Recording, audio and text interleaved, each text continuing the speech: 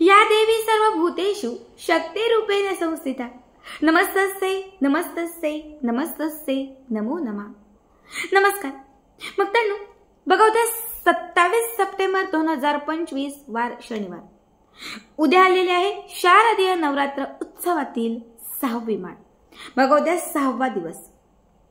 खरं तर नवरात्रातील 9ही दिवस माता दुर्गेच्या नवरूपांची पूजा करण्यासाठी, घरामध्ये असणाऱ्या दारिद्र्याचा नाश करण्यासाठी, कर्जातून मुक्तता मिळवण्यासाठी आणि आपल्या घरात, आपल्या आयुष्यात अखंड स्वरूपाने लक्ष्मीला प्राप्त करण्यासाठी नवरात्रातील प्रत्येक दिवस हा अत्यंत प्रभावी मानला जातो। आज या व्हिडिओमध्ये मी तुम्हाला याच नवरात्रीत करावायचा एक सर्वात प्रभावी उपाय सांगणार आहे। शक्य असेल तर उद्या 6व्या माळीला, शक्य असेल 7व्या माळीला, 8व्या किंवा 9व्या। नवरात्रातील पहिल्या दिवसापासून 9 दिवसांपर्यंत कधीही जर हा एक साधा सोपा उपाय तुम्ही केला तर तुमच्या घरात असणारं जे काही दारिद्र्य आहे ते घराच्या बाहेर जाईल।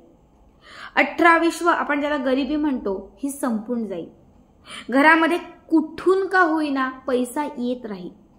या उपायाने अखंड लक्ष्मी प्राप्त होईल, लक्ष्मी टिकून राहील म्हणजे स्थिर होईल, पैशांच्या वाटा खुल्या होतील, ज्यांनी तुमचे पैसे घेतले असतील ते लोक तुमचे पैसे तुम्हाला रिटर्न करतील। शिवाय जो नशिबात तुमच्या पैसा नसेल, जे सुख तुमच्या नशिबात नसेल पैशांचं, ते सुख, पैशाचं सुख तुम्हाला प्राप्त होईल। आता हा उपाय दिवसभरात कुठल्याही वेळात तुम्ही करू शकता। सगळ्यात पहिली गोष्ट, उपाय करण्या अगोदर स्वच्छ तुम्हाला स्नान करायचं आहे, म्हणजे अंघोळ करायची आहे। अंघोळीच्या पाण्यात 1 चिमूटभर हळद घालायची, गोमूत्र गंगाजल घालायचं, पंचगव्य असेल तर थोडंसं घालायचं, घरात जर दूध असेल तर थोडंसं दूध घालायचं। हे पाणी सगळं मिक्स करायचं, या पाण्याने स्नान करायचं। नाही काहीच साहित्य, 1 चिमूटभर फक्त हळद घाला आणि त्या पाण्याने स्नान करा, चालेल। पूर्ण व्यवस्थित पवित्र स्वच्छ स्नान करायचं आहे आणि त्याच्यानंतर देवघराच्या समोर बसायचं आहे। जिथे घट मांडलेला असेल तिथे, घट नाही मांडलाय, कमीत कमी दिवा लावला असेल, दिव्याच्या समोर, देवघरात माता लक्ष्मीची मूर्ती किंवा फोटो काहीतरी तर असेल, त्याच्या समोर बसून हा उपाय केला तरीही चालेल। आता या उपायासाठी तुम्हाला लागणार आहे एक नोट, 10ची, 20ची, 50ची, 100ची, 500ची। जी नोट तुम्हाला शक्य असेल ती नोट तुम्हाला घ्यायची आहे। बघा, नोट कोरी असावी, म्हणजे खूपच नवीन असं काही नाही, पण त्या नोटीवर कुठेही घाण काही नको, फाटलेलं नको, चिकनपट्टी लावलेली नको, नोटीवर काहीतरी लिहिलंय अशी नोट किंवा खूप जुनी नोट घ्यायची नाही। थोडी कोरी, करकरीत, स्वच्छ, सुंदर असणारी एक नोट घ्यायची। देवघराच्या समोर आसन घालून बसायचं, एक समोर आपल्या प्लेट ठेवायचं, त्या प्लेटमध्ये ही नोट ठेवायची। जी नोट घेतलेली आहे त्या नोटीला थोडंसं सुगंधी अत्तर लावायचं। गुलाब अत्तर असेल तर उत्तम, नसेल तर जे कुठलं अत्तर असेल तर थोडं स्प्रेड करा, चोळा। ठीक आहे। आता तुम्हाला घ्यायचं आहे पेन, हिरव्या किंवा लाल रंगाचा एक पेन घ्यायचा। जी नोट तुम्ही घेतलेली आहे त्या नोटीवरती जो मंत्र सांगतीये तो मंत्र लिहायचा। बघा, मंत्र व्यवस्थित आहे का? ह्रीम, माता लक्ष्मीचा ब्रीज मंत्र, ह्रीम लक्ष्मी, ह्रीम लक्ष्मी धनदाये वसहा, ह्रीम लक्ष्मी धनदाये वसमहा, ह्रीम लक्ष्मी धनदाये वसमहा। पुन्हा एकदा ऐका, ह्रीम लक्ष्मी धनदाये वसमहा। या मंत्राचा अर्थ आहे की माता लक्ष्मी, तू माझ्या घरामध्ये धनवृद्धी किंवा धनात वाढ घेऊन ये, धनवृद्धी कर माझ्या आयुष्यामध्ये आणि माझ्या घरामध्ये वसहा, म्हणजे माझ्या घरामध्ये वास्तव्य कर। ठीक आहे। हा माता लक्ष्मीचा ब्रीज मंत्र त्या नोटीवरती लिहून झाला की त्याच्यानंतर तुम्हाला घ्यायची आहे दालचिनी, छान सुगंधी असणारी, जिला छान सुगंध असेल, जिचा सुगंध बाजूला दरवळेल अशी कोरी करकरीत दालचिनी घ्यायची। ती मिक्सरला लावा किंवा खलबत्त्यात कुटा आणि त्याची छान पावडर तयार करा।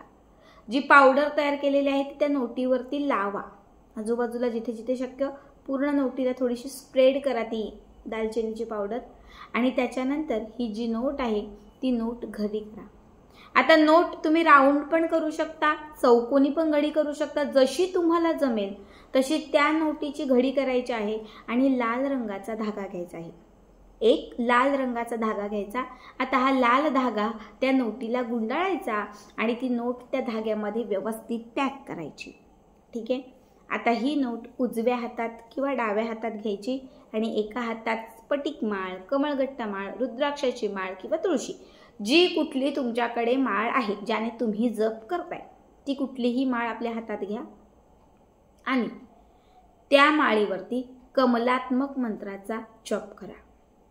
माता लक्ष्मीचा जो कमलात्मक मंत्र आहे, कमलात्मक मंत्र किंवा नवारण मंत्र दोघांपैकी कुठलाही जप करा. 7 माळी जप करायचा आहे. मोजून तुम्हाला 7 माळी जप करायचा आहे.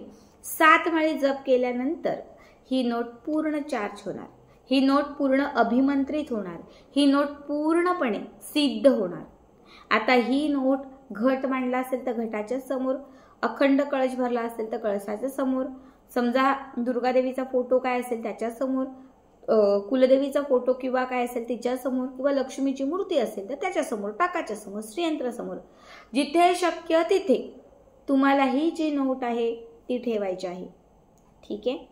आता ही नोट तुम्हाला नवरात्रीचे 9ही दिवस, आज जरी तुम्ही हा उपाय करताय, उद्या जरी करताय तरी 9 माळा संपेपर्यंत, म्हणजे नवमी संपेपर्यंत, दशमीपर्यंत, जोपर्यंत तुम्ही अखंड कळस उचलत नाही आहात किंवा देवघरातले देव हलवत नाही आहात तोपर्यंत ती नोट सुद्धा हलवायची नाही.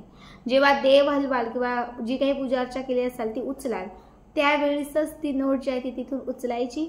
आपल्या पर्समध्ये, पाकिटात, जर तुमचे पती काम करत असेल त्यांच्या पाकिटामध्ये किंवा मग आपल्या तिजोरीमध्ये ही नोट ठेवून द्यायची. रोज ही नोट आपल्या सोबत असली पाहिजे आणि जेव्हा तुम्ही कामावरून, जॉबवरून, नोकरीवरून, व्यवसायावरून घरी याल तेव्हा ही नोट देवघरात ठेवायची. आता किती दिवस ठेवायची ते तुमच्यावर आहे. तुम्ही 15 दिवस पण ठेवा, 21 दिवस ठेवा, 1 महिना ठेवा, तुम्ही 2 महिने ठेवा, कितीही दिवस. लक्षात ठेवा, जोपर्यंत ही नोट तुमच्याकडे आहे तोपर्यंत तुमच्याकडे लक्ष्मी कायम खेचून येईल. पैशांची आर्थिक समस्या सुटत जाईल. पैसा कधीही कमी पडणार नाही. आर्थिक चणचण कधीही उद्भवणार नाही. खूप साधा आणि खूप सोपा उपाय आहे. बघा, नवरात्रातील हा अत्यंत प्रभावी उपाय आहे. नक्की करा आणि आजचा व्हिडिओ कसा वाटला कमेंट करा.